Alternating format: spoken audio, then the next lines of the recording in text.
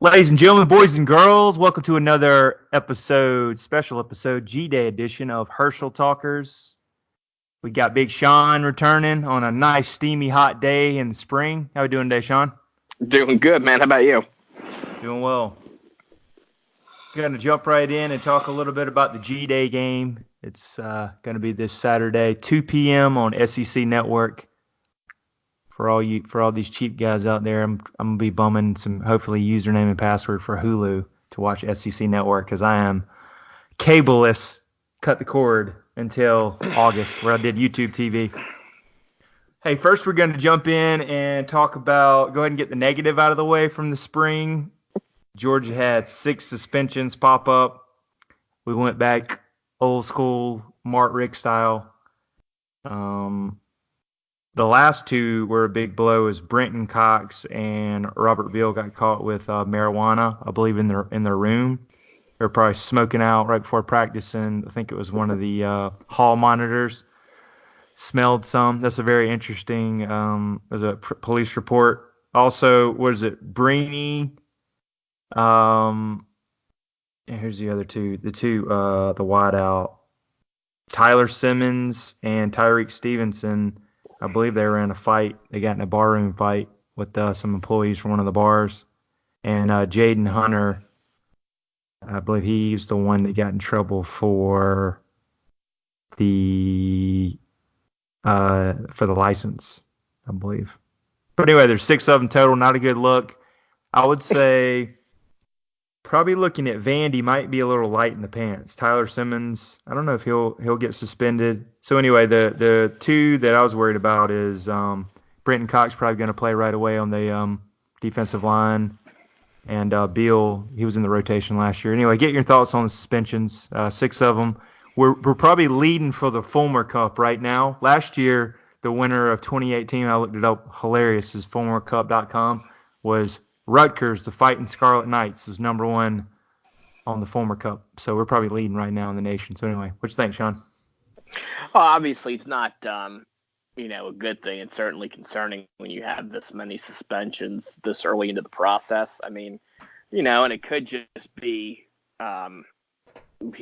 just part of it just being spring and, having decent weather and, being young and making mistakes here or there. I think what you kind of want to see is if this, you tend to have some of these same occurrences, later into the spring and into the summer. If that's the case, it's definitely not a good sign. I mean, it may just be an outlier,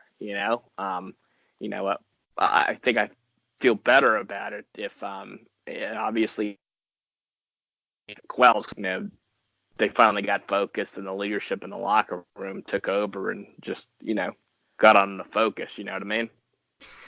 Yeah, I was just really disappointed just because you got 6 right now and all that was happening in between. I think in like a 30-day span from March to April. And as you know, these kids aren't going to have much to do during the summer, so we might be looking at some more suspensions coming up just the way it goes. So I hope they get leadership together. And I did see where Beal and Cox have had some really good handling internally, is what Kirby was saying. I think they ran the crap out of them, which is good. So I hope they can, get their heads on straight. So probably looking, first game Vandy by the handbook, probably Cox and Beal and Tyler Simmons may be out for that Vandy game, which we should have that one no problem. It's on the road though, but we should win that one by 2 or 3 scores or more.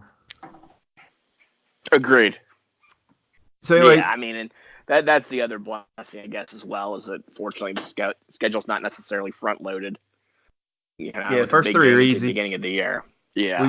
We should be pretty much fully loaded 3-0 when we play. We got the big Notre Dame coming into town the 4th game. Mm-hmm. So looking at the G-Day coming up, we can go over some of the different position battles, that type of thing. What are you looking forward to, or who are you looking forward to seeing the most for G-Day? Given all the hype that he's gotten, in the spring, I very much looking forward to seeing Nolan Smith perform, and also Jermaine Johnson. And I'll throw it in there as well. I'd like to see the progression of Adam Anderson as well. Kirby's talked about wanting to increase the havoc plays, and I think without question, the only way you're really going to stop, these explosive offenses out there to just have an explosive pass rush. And so, last year, we were kind of dealing with some freshmen that were, I guess, kind of growing into their paws, so to speak. So, really looking forward to hopefully seeing those guys kind of, just aggressively, attacking the passer. Obviously, it's only two-hand touch, but you want to see that, they both understand the scheme and, that they're able to get to the passer a lot better than they have, the past couple of years. Yeah, I agree. I think the defense is going to be a strong point. Of course, I want to see Dwayne Mathis get out there and kind of slinging around a little bit, and I'm sure him and Stetson Bennett will be kind of battling out for a second. Heard some good things about him. Heard he's real mobile and agile. I think he's been a little, kind of hot and cold on his passing, which, is a true freshman. But, 6'6", 205, Dwayne Mathis, got a big frame. And I think Fromm's been mentoring. Fromm being in the program. I hope he's on par too, because I remember last year he struggled. Remember we were kind of like, ooh, Fields look better than him. There's our first Justin Fields reference for the show, and we'll actually talk about him a little later. At running back, I know I freaked out a couple 2 weeks ago when I heard I think it was it Tim Worley? Nah, Terrence Edwards. Or Tim Worley, I forget. No, man, who's the other? It was another, not Rodney Hampton.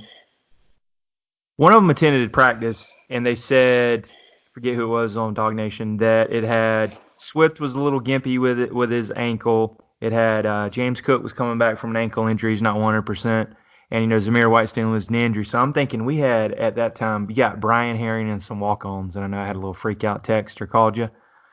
But I kind of want to see who's going to be your solid, backup running back. I assume it's going to be Brian Herring. But, Swift goes down at all next year, it's going to really hurt us. But I just kind of want to see how the running backs look. And I guess the wide receivers, I really want to see who comes about. We can look into that. And tight ends. So I guess backup running backs, depth at running back, and wide receivers are the ones I kind of want to see, and I'm a little worried about those going into fall. What's your thoughts on those two player positions? I mean, yeah, obviously, I think you want to see, it's a spring game, right? So I think that, it's obviously a lot of it's two-hand touch or whatever. But I think you hit the nail on the head. It would be nice to see, Dwayne Mathis, step up and show something. Although it's kind of interesting when you brought the Justin Fields reference. He actually looked pretty good last year in spring, and Jake Fromm didn't. And Jake Fromm looked great his freshman year. Okay. And that obviously ended up translating into the regular season in a way that it definitely didn't for Justin Fields. So, but obviously, you certainly want to see him look good, and hopefully that it, translates forward, because, if Fromm goes down, we're toast. You know what I mean? Yeah, I completely agree. You might be looking at an 8-4, 9-3 team. But he's always been pretty tough. Just let him stay away from, bodies of water, and I think we'll be okay. That's true. Yeah, as far as the running backs go, I don't know if there's necessarily anything in spring. I mean, I guess really the guy you really are going to need to depend on, I think, or hope steps up in a really meaningful way, I think is going to be number 6, who was the kid out Cook. I think James you're going to want to see. I think you're going to need him to step up, probably even more so than Zamir White. I mean, I think Zamir White's got all the potentials there for him to be, a workhorse type back. But he's obviously going to have to recover from those injuries, and I think even being accurate, he's kind of, in all probability, even as you get into the second half of next year, is probably just somebody you use in spurts. I mean, it's going to have to be DeAndre Swift and Brian Herring, and you're going to need, Cook to step up and, really kind of contribute. So he's going to have to be more than just kind of a scat back or a gadget back type player, Yeah, you're kind of thinking he might be that kind of Percy Harvin-esque, kind of dump it to him in the backfield, let him run around. I just don't see him as one of those running in between the tackles, Right. I mean, I think that maybe, I guess, although I don't know if there's, ever been a player that I think kind of comparing our running backs to Percy Harvin's always going to be a bad analogy because, even though he played running back, they also just straight up listed, Florida would straight up just use him as a wide receiver as well. Which, our running backs pretty much stay in the backfield. They may catch some stuff, but they're not really lining up at wide receiver with any regularity as a threat.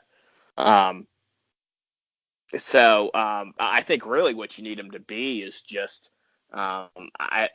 probably to in some ways to mimic as much as he can, maybe a DeAndre Swift. I know Swift can kind of go between the tackles, but you kind of want him just to be able to just get kind of meaningful yards, running the ball. The offensive line is good enough, right? I mean, you're probably looking for him to get you anywhere from 5 to 10 carries on any given game next year, assuming that Swift and Harrion are both healthy.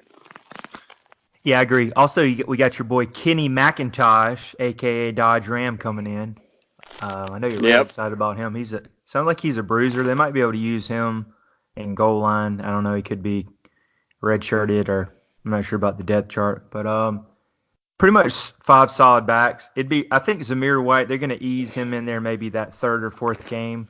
Forget who it is. The School of the Blind team. Yeah, and I'm not trying to in any way doubt Zamir White or his comeback. How dare you, Sean? How dare you? No, and I'm not. I'm honestly not. But I'm just saying, I'm not expecting much. Being realistic, most of these guys, it takes them, at least a year, if not 2 years, before they're fully back to form.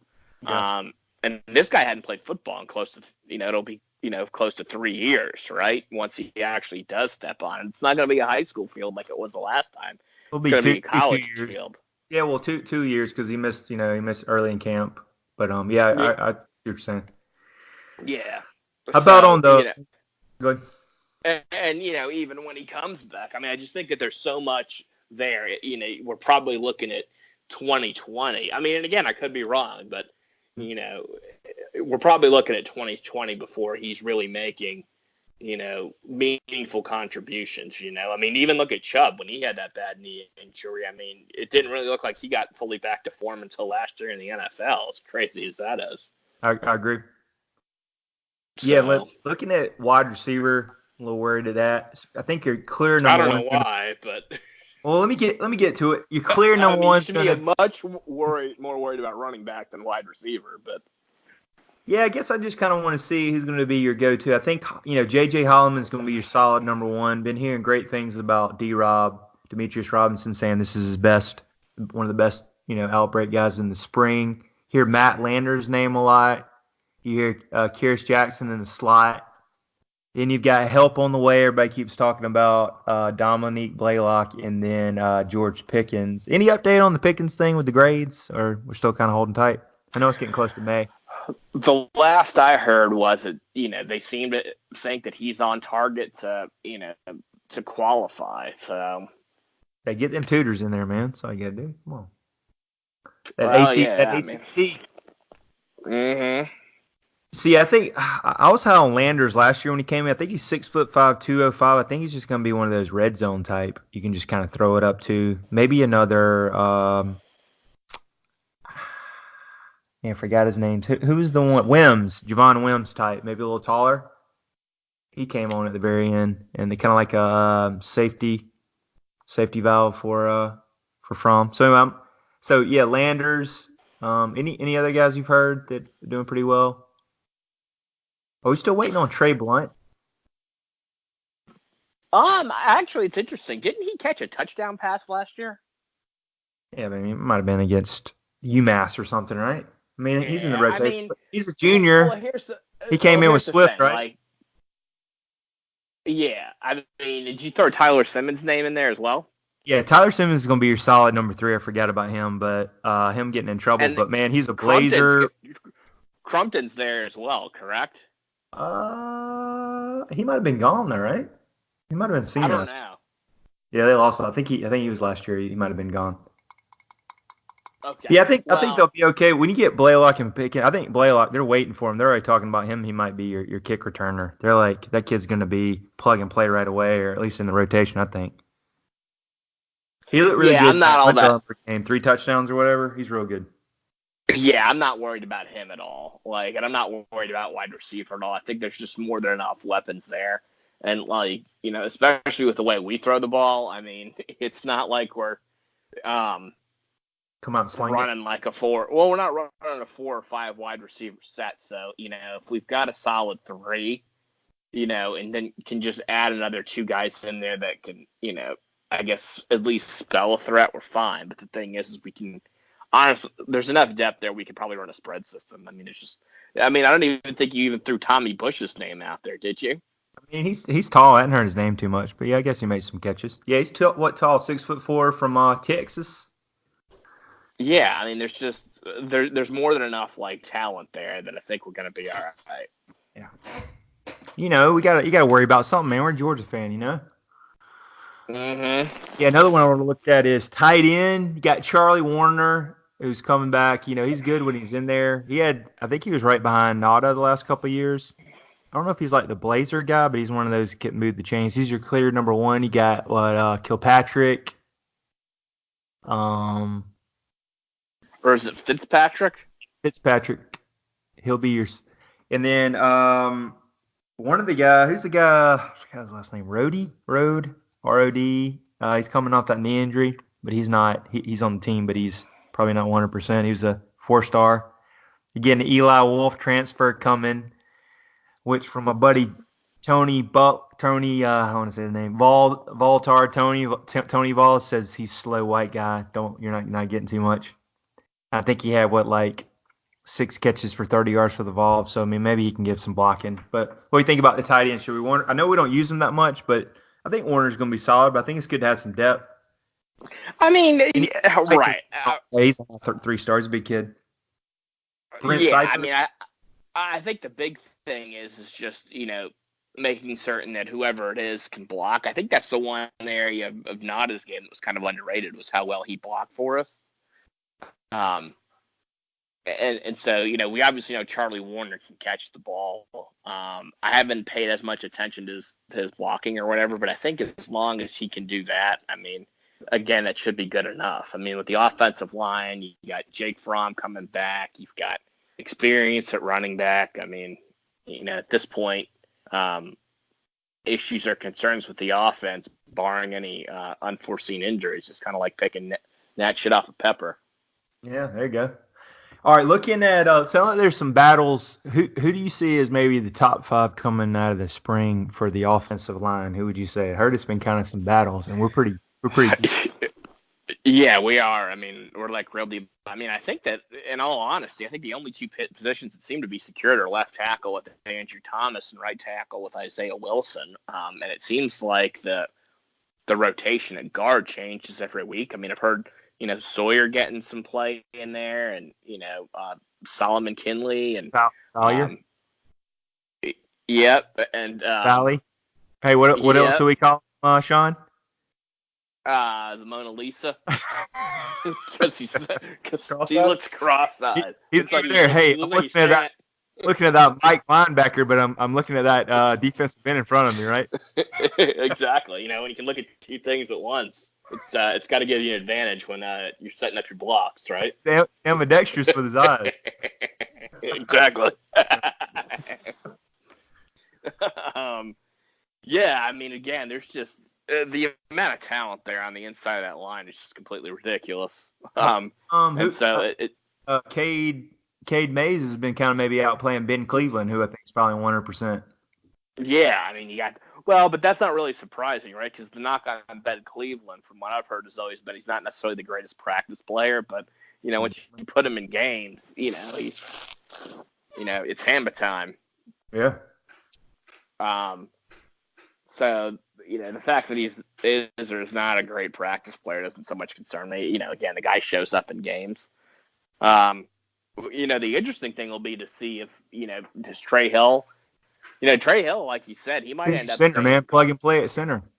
Yeah, which is weird because he'd be a great guard guard. You got the freshman from Alabama already on campus. It seems like he could play some too.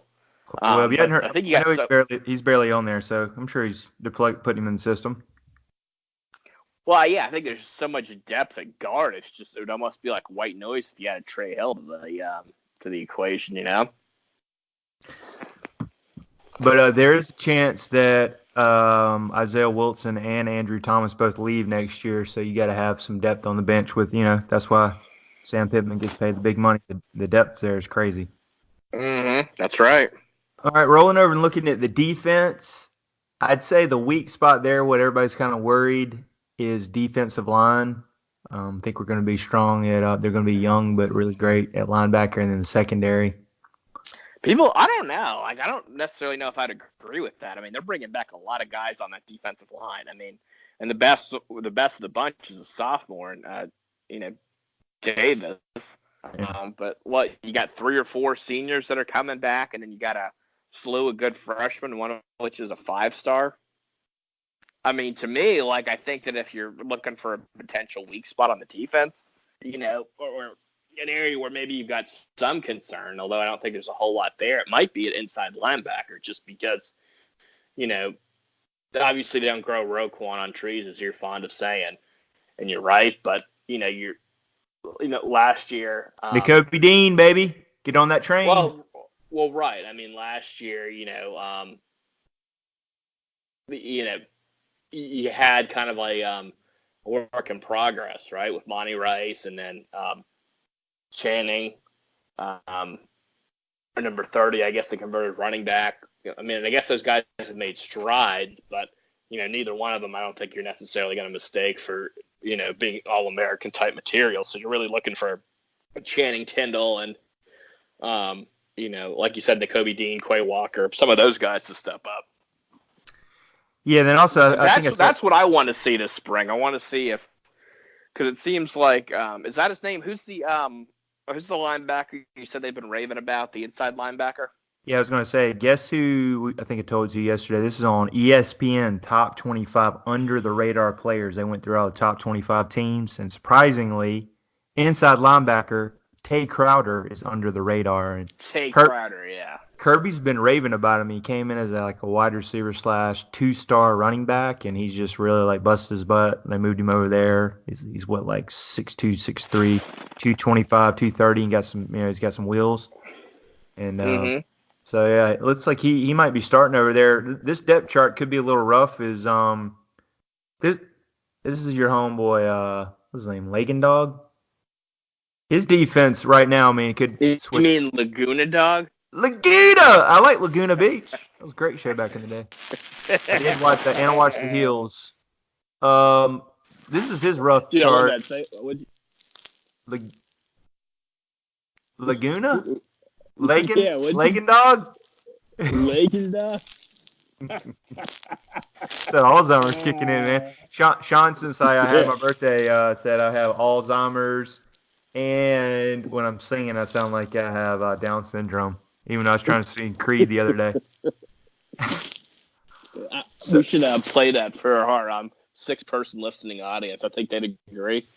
Get those views up, man. I forgot to tell you about that. Hey, subscribe and hit that like button on YouTube. We're also on 247. We post on there. Charlotte Dog. I don't know if I should be saying that. We're also on Facebook. We post on there. We're also on the Twitter. I love how you call it the Twitter. I think I got that from Jim Cornette. All right, the starting defensive. Well, I'll just go through it. All right, this one's got Devontae Wyatt, defensive tackle, Jordan Davis at nose guard, Malik Herring at defensive end. Got is it Jermaine Johnson at linebacker. Who's Smith? At least you didn't call him Jermaine. Yeah, who did that? Yeah, who's Smith? No, I mean, I know this. Who's Smith? Outside linebacker. Nolan Smith? Yeah. You think he might start right away? Is he that good? I mean, number 1 player in the country. I mean, from what Jake Rowe has indicated, he thinks he's had the most impressive spring practice. Kirby's going to play the guys that are looking the best in practice.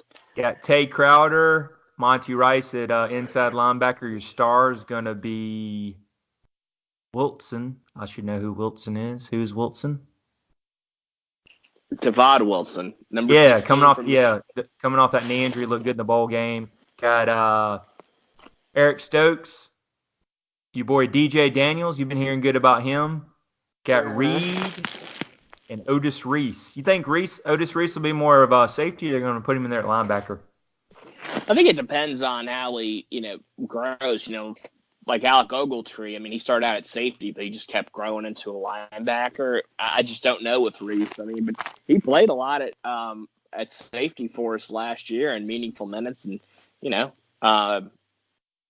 contributed. So, I'm assuming that they're thinking he's going to stick there. So, at least for the foreseeable future. Yeah, and go ahead and shoot this prediction out to you. Over, under, because it is Easter weekend, and everybody's been talking about all these calculated attendance, and I know there's been speculation people might be fudging a little bit. Over, under on 60,000 on G-Day. Your opinion? I think under. Yeah, I just think Easter weekend, I'm going to say 50 to 55,000. I know the whole thing recently was Clemson did around 60,000, but then Alabama came and they recorded 62,000. I think there's a little beef going back between them, even though if you watched on ESPN2 or whatever channel it was on, that it was way less than that in the stands. And then our boy Dan Mullen, go ahead and throw him out there. What a dick. Go ahead and say he's been trolling. We got something for him, I hope, but his little thing the other day is they recorded 39,000, I think 73, and he tried to make it a big thing. As what is that number symbolizing? And I think a Florida fan off Reddit came and said that's 39 years since Georgia's winning the national title, and 73 is how many games they've played since winning a national title.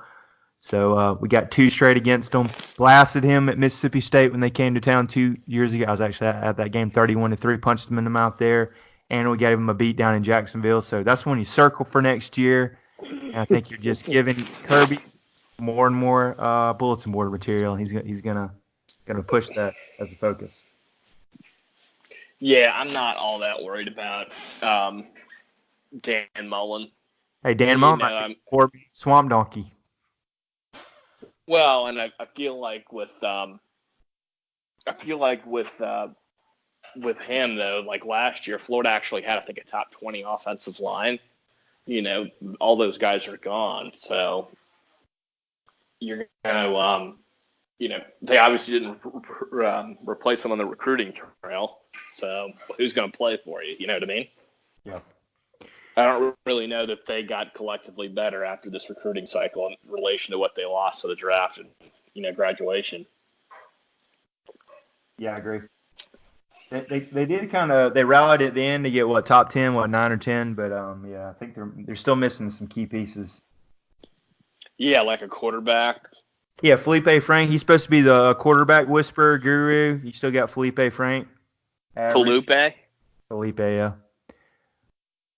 All right, well, we'll jump right in and look at some of their recruit. Also, this happened yesterday, which was good. A little breaking news, even though it's a little older now. Jalen Kimber, 4-star defensive back out of Texas, which we've done pretty well recently in Texas.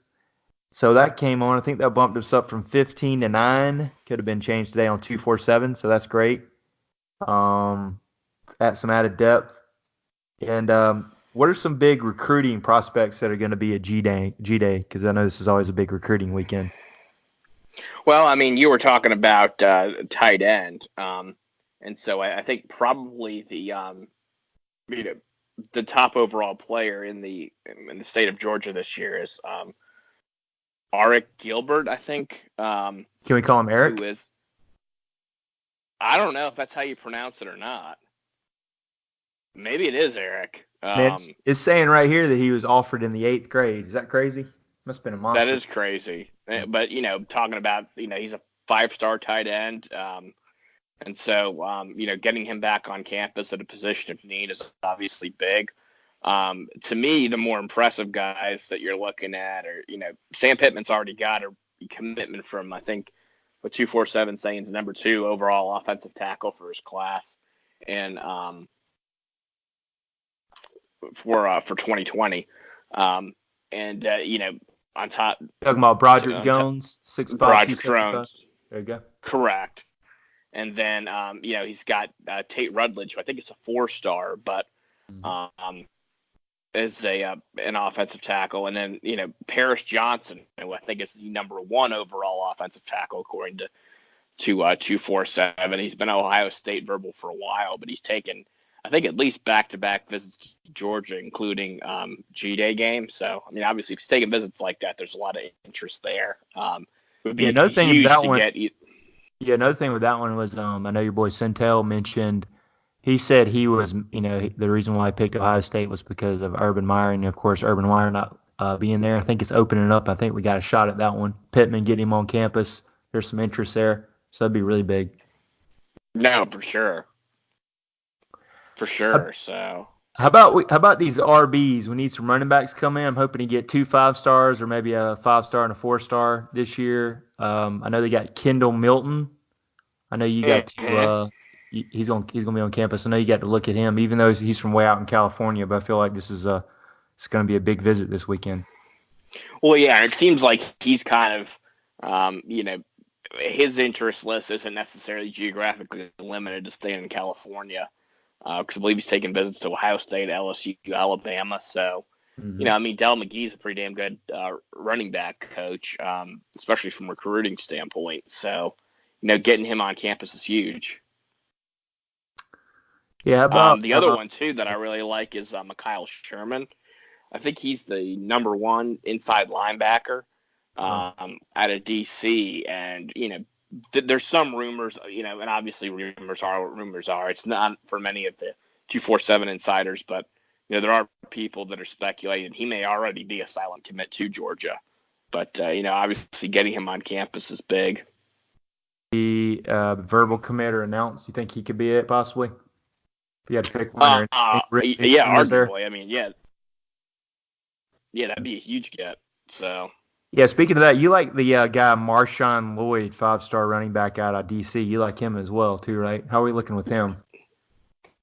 Yeah, I think we're looking very good from what I hear. I mean, they were, 247 did an article maybe last week, and it seems like right now, I mean, the insiders seem to have us leading for him. So,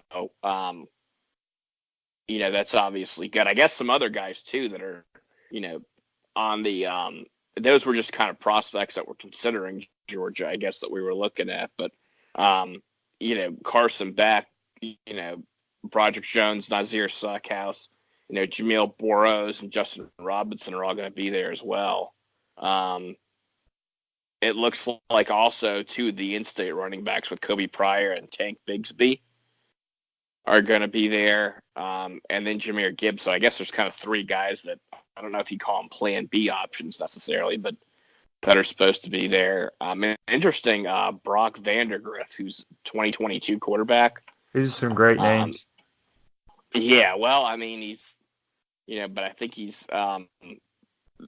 in the running to be the top overall player in that class. So he's going to be a G-Day game, which is big. I think Oklahoma might lead for him right now, but still, obviously, you want to get him on campus. So, I mean, if he's visiting, there's interest, right? Oh, yeah. Yeah, actually looking at 247 crystal ball for Marshawn Lloyd, Georgia 50%, Penn State 40%, and he's out of the Maryland area. Mm-hmm. Actually, Sean, I think you said out of all the film you've watched, you like probably Marshawn Lynch. He's got some great yak yards. He can really run. Yeah, I mean, to me, that's just the easiest indicator if a guy's going to have success at the next level. You know what I mean? They're not going to be running through like holes like the Dead Sea. How about he's up there too? How about that Keeley Ringo? Got a really cool name from Arizona. I know that's way out there. He's going to be. Hear anything about him? He's a high 4-star. No, actually 5-star cornerback. Yeah, I mean that's another big one. It's kind of interesting. Yeah, first I love Mel Tucker's a DC, and he got his guys too at cornerback, but I wouldn't necessarily call him the best DB or recruiter by any stretch of the imagination. I mean, we got Gibbs that 1 year, and I guess we got Tyreek Stevens, but To me, that Gibbs turned out for us really good. I mean, well, I mean, Yeah, I know it's a joke. Hey, yeah. good luck to him at Tennessee. Maybe he'll turn it around. All right, I meant to say Tyson Campbell. Okay, I thought you meant D'Angelo Gibbs. I'm sorry. No, no, no, no. But it seems like the new DB coach, Warren, is just man, he's getting them from all over. I mean, like you just said a minute ago, he got that commitment from Kimber, and then if he can get Ringo out of Arizona, I mean, wow, that's impressive. Yeah, it should be a really good weekend. Hope it'd be great to get some news out Monday or Tuesday with some commits. But yeah, at the very end, we'll talk a little bit about some of the other SEC games around, or SEC spring games. One in particular, I want to talk about our old friend, Justin Fields, who had his Ohio State game last week. He was 4 of 13 for 131 yards, one touchdown. One of those was a 98-yarder. I watched it. It looked like a Hail Mary pass from about in the end zone to the 50-yard line over a walk-on. And he had 6 rushes for 46 yards and a touchdown. So not the greatest spring game. I know him just coming in and learn a new playbook, but from some of the articles I read on some of the Ohio State forums, they're saying Justin Fields maybe not a plug and play, and I believe the backup quarterback might have outplayed him. So I want to get your thoughts on that. I mean, well, it's weird, right? I mean, he looked pretty good in our spring game last year, and then it didn't transition over into the season. So I don't know if it's he's I guess still kind of learning a new offense or what it is. I mean, I don't know. I can't figure him out. I guess maybe it's one of those things where people are arguably unfairly comparing him to Clemson's quarterback, and kind of expecting the same thing, given they were both 5 stars and the top 2 quarterbacks in their class, Trevor Trevor Lawrence. Lawrence. Yeah. But I mean, maybe it's just going to take this kid another year or two to develop. I mean, the one thing that I liked that I saw from his play was that it didn't look like he made stupid throws that would cause a turnover. Again, it seemed like he was struggling with reading the field. But he's got his legs to kind of help him out too. But I guess time will tell. Yeah, and then talking about Trevor Lawrence, I think he had another good spring. Do you think? Trying to remember the last person to win a national, might have been the first one, the true freshman win a national title as a QB. I think it was some crazy stat.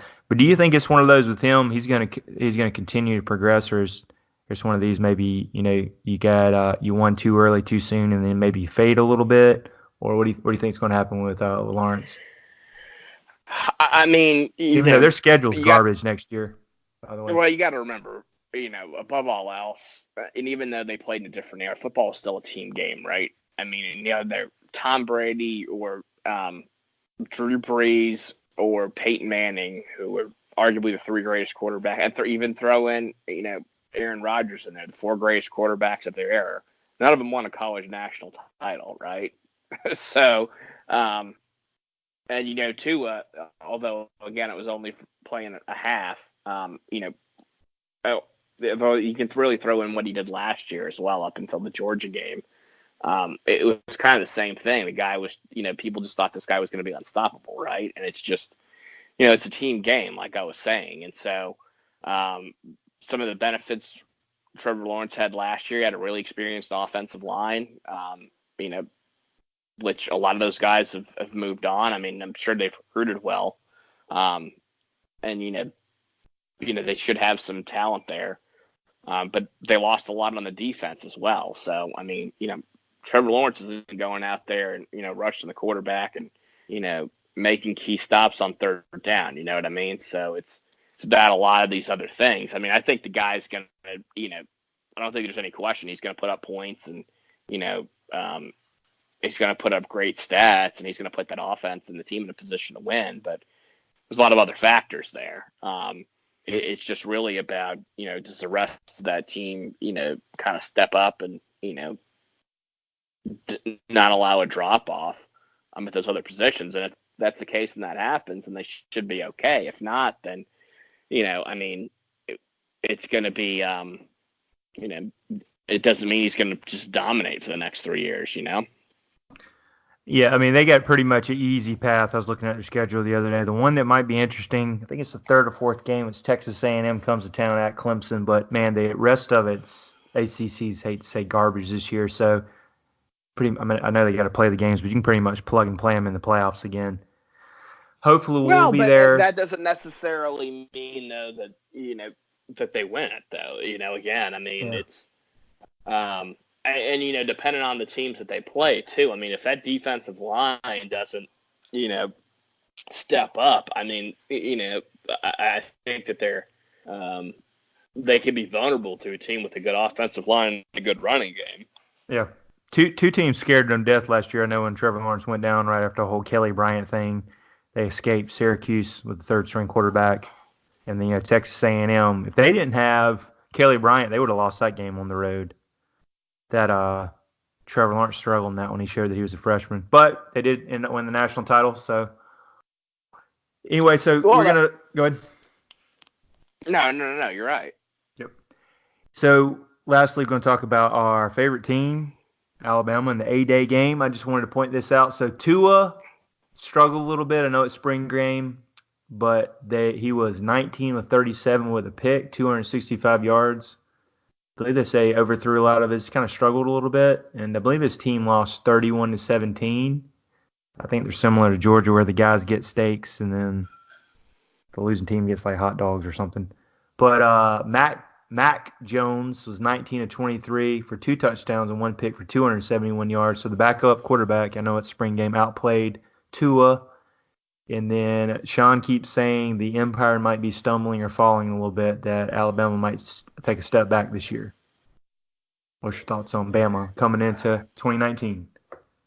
Well, to me, it's interesting. I mean, Tua looked so good last year at spots, and then I don't know if it's that people figured him out or figured them out, but it seems like he's kind of struggling with, I guess, a lack of development, so to speak. I mean, I think people know he's got a great touch on his deep ball, and when you've got receivers like Jerry Jeudy and Waddle, if they're able to get open, then he can make life heck for you. But I guess if you're not really able to do much underneath, it just seems like he's stagnated for some reason, and to me that has something to do with coaching. It's interesting. I kind of thought that their offense stagnated as well. That year Clemson won the national title, and that Jalen Hurts really just wasn't really able to kind of take that offense to the next level, and that's ultimately what kind of nailed them in the national title game. I know he had some good numbers. I mean, I think he even had a rushing touchdown towards the end of the game, but just not really able to rush the ball.